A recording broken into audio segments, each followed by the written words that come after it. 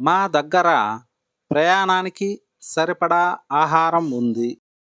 నేను కొత్త ఫోన్ కొనడానికి తగినంత డబ్బు పొదుపు చేశాను.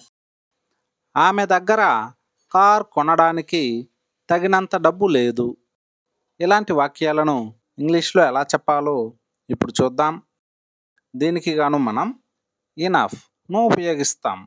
ఇనఫ్ అంటే తగినంత లేదా కావలసినంత లేదా సరిపడా. తగినంత, కావలసినంత లేదా సరిపడా. మా దగ్గర ప్రయాణానికి సరిపడా ఆహారం ఉంది. మా దగ్గర ప్రయాణానికి సరిపడా ఆహారం ఉంది. We have enough food for the trip. We have enough food for the trip.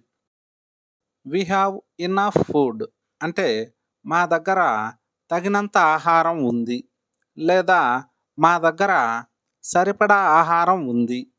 We have enough food for the trip అంటే మా దగ్గర ప్రయాణానికి సరిపడా ఆహారం ఉంది లేదా మా దగ్గర ప్రయాణానికి కావలసినంత ఆహారం ఉంది. నేను కొత్త ఫోన్ కొనడానికి తగినంత డబ్బు పొదుపు చేశాను. నేను కొత్త ఫోన్ కొనడానికి తగినంత డబ్బు పొదుపు చేశాను. I saved enough money to buy a new phone.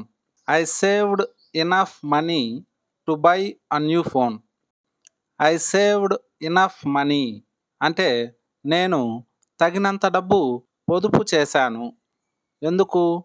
To buy a new phone. కొత్త ఫోన్ కొనడానికి.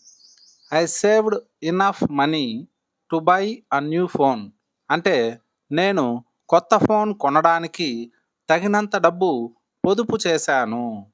I saved enough money to buy a new phone. అందరికీ టీ తయారు చేయడానికి సరిపడా పాలు ఉన్నాయి. అందరికీ టీ తయారు చేయడానికి సరిపడా పాలు ఉన్నాయి. There is enough milk to make tea for everyone. There is enough milk to make tea for everyone. ఆమె దగ్గర కార్ కొనడానికి తగినంత డబ్బు లేదు. ఆమె దగ్గర కార్ కొనడానికి తగినంత డబ్బు లేదు. She doesn't have enough money to buy a car. She doesn't have enough money to buy a car. వాళ్ళ దగ్గర అతిథులకు సరిపడా కుర్చీలు లేవు. వాళ్ళ దగ్గర అతిథులకు సరిపడా కుర్చీలు లేవు. They don't have enough chairs for the guests. They don't have enough chairs for the guests. నాకు నిన్న రాత్రి తగినంత నిద్ర పట్టలేదు. నాకు నిన్న రాత్రి తగినంత నిద్ర పట్టలేదు. I didn't get enough sleep last night. I didn't get enough sleep last night.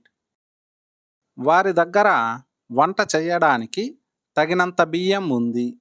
వారి దగ్గర వంట చేయడానికి తగినంత బియ్యం ఉంది. దీన్ని ఇంగ్లీష్లో ఎలా చెప్పాలో కామెంట్ సెక్షన్లో కామెంట్ చేయండి.